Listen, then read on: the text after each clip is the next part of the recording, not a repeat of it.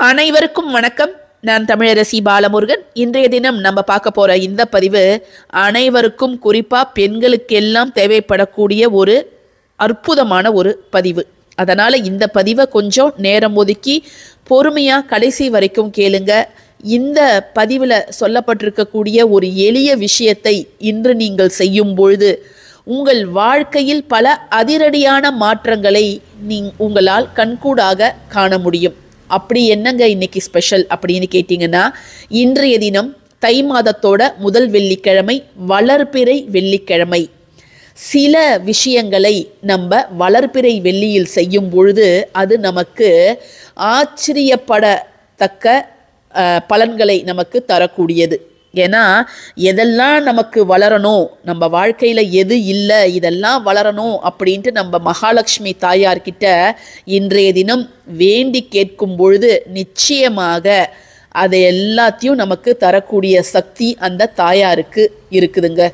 மகாலட்சுமியோட கடைக்கண் பார்வை நம்ம ஒவ்வொருத்தவங்க மேலே, ஒவ்வொரு குடும்பத்தின் மேலே விழும்பொழுது எந்த கவலையுமே இல்லாமல் நம்ம வாழலாம். தனம், தானியம், கல்வி, தைரியம், மக்கட்பேறு அப்படின்னு நம்ம சொல்லிக்கிட்டே போகலாம். இந்த அத்தனை செல்வங்களும் யார் ஒருத்தவங்க வீட்டில் இருக்குதோ அந்த வீடு முன்னேறி கொண்டே தான் போகும். இப்போது இதை நம்ம எப்போ செய்யணும் அப்படின்னு கேட்டிங்கன்னா, இன்றைய தினம் வரக்கூடிய சுக்கிரஹோரையில் நம்ம செய்யணுங்க. சுக்கிரஹோரை அப்படிங்கிறது ஒவ்வொரு வெள்ளிக்கிழமையும் காலை 6லேருந்து 7, மதியம் 1லேருந்து 2, மறுபடியும் இரவு 8லேருந்து 9, அந்த 3 நேரங்களில் வரும். வாரம் இதே நேரம்தான், எல்லா நாட்டிலையும் இதே நேரம்தாங்க வரும். இப்போ இந்த பதிவில் சொல்லப்பட்டிருக்கத நீங்கள் 1லேருந்து 2 இந்த நேரத்தில் செய்யலாமா அப்படின்னு கேட்டிங்கன்னா தாராளமாக செய்யலாம். அப்படி இல்லாதவங்க இரவு 8லேருந்து 9 செய்யுங்க. இன்றைக்கி நான் தவற விட்டுட்டேன், இன்றைக்கி எனக்கு தீட்டு இல்லை, இன்றைக்கி நான் தெரியாமல் அசைவம் சாப்பிட்டேன் அப்படின்னா நீங்கள்லாம் இன்றைக்கி செய்யக்கூடாது. அடுத்த வாரம் நீங்கள் இதை தாராளமாக செய்யலாங்க. வளர்பிறையில் செய்வது தான் நல்லது, அதை நீங்கள் ஞாபகம் வச்சுக்கோங்க. இதை இன்றைக்கி நீங்கள் செய்வதன் மூலமாக வீட்டில் இருக்கக்கூடிய வறுமை, பண கஷ்டம், நிம்மதியின்மை, உறவு சிக்கல் எல்லாமே தீர்ந்து நல்ல ஒரு செல்வ சுபிக்ஷம் அப்படிங்கிறது ஏற்படும். வீண் விரைய செலவுகள் அப்படிங்கிறது தடுக்கப்படும். பணத்தை உங்களால் சேமிக்க முடியும். இந்த எளிய வழிபாட்டுக்கு தேவையான 5 முக்கியமான பொருட்கள் என்ன அப்படின்னு பார்த்தீங்கன்னா, கொஞ்சம் கல்லுப்பு இதை மாதிரி ஒரு அகலில் எடுத்துக்கோங்க.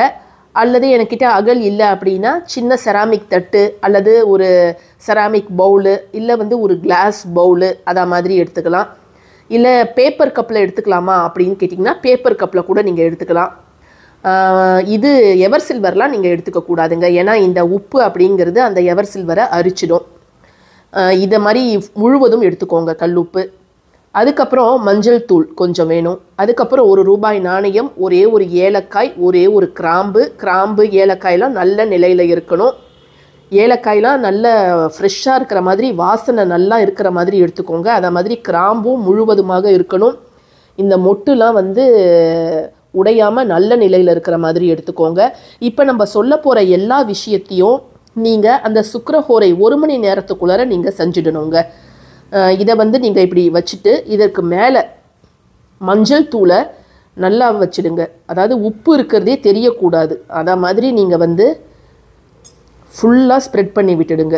வெறும் மஞ்சள் மட்டும்தான் தெரியணும், உப்பு உள்ளார இருக்கணும். அந்த மாதிரி நீங்கள் நல்லா தாராளமாக மஞ்சளை வைங்க.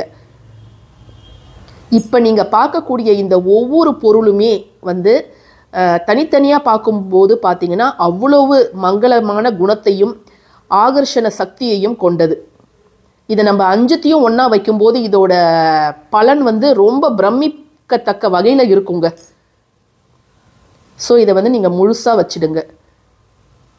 உப்பு உள்ளார இருக்குது அப்படிங்கிற ஒரு ஐடியாவே வரக்கூடாது. அதை மாதிரி முழுவதும் நீங்கள் மஞ்சளால் ஃபில் பண்ணிடுங்க.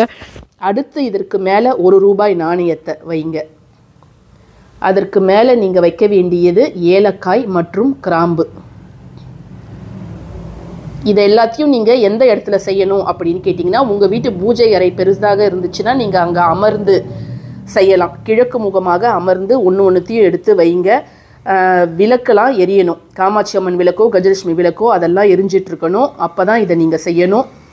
இல்லை எனக்கு ஷெல்ஃபில் தான் நான் வச்சுருக்கேன் அப்படின்னா உங்கள் ஹாலில் நீங்கள் கிழக்கு முகமாகவோ அல்லது வடக்கு முகமாகவோ அமர்ந்து இதை செய்யலாம். இதை செஞ்சுட்டு இதை அப்படியே எடுத்துகிட்டு போய் உங்கள் வீட்டு லக்ஷ்மி தாயார் படமோ சிலையோ இருக்கும் இல்லையா, அந்த இடத்துல இந்த அகலை அப்படியே வச்சு இந்த 5 பொருள்களையும் வைத்து, இன்னையிலிருந்து எங்கள் வீட்டில் வறுமை என்ற பேச்சுக்கே இடம் இருக்கக்கூடாது, பண கஷ்டம் அப்படிங்கிறதே இருக்கக்கூடாது, எப்பொழுதும் வற்றாத பண வரவு, எங்கள் கையில் எப்பொழுதுமே பணம் சரளமாக புரள வேண்டும் அப்படின்னு நீங்கள் வேண்டிக்கோங்க. இல்லை உங்களுக்கு ஒரு குறிப்பிட்ட இந்த இடத்த நாங்கள் வாங்கணும், அதற்கான நான் பணம் சேமிக்கணும், இந்த நகை வாங்கணும், ஒரு 3 பவுனுக்கு நான் ஒரு நெக்லஸ் வாங்கணும், இல்லை ஒரு 3 பவுனுக்கு வளையல் வாங்கணும் அப்படின்னு உங்களுக்கு ஏதாவது ஒரு குறிக்கோள் ரொம்ப நாளாக நிறைவேறாத ஆசை ஒன்று இருக்கும் இல்லையா, அதை வேண்டிக்கிட்டு நீங்கள் இதை வைக்கலாம். இல்லை என் பையன் படிப்புக்கு நான் இவ்வளோ ரூபா சேர்த்து வைக்கணும், கல்யாணத்துக்கு இவ்வளோ ரூபா சேர்த்து வைக்கணும் அப்படின்னு ஒரு குறிக்கோள் இருக்கும் இல்லையா, 5 லட்சமோ 10 லட்சமோ, அதை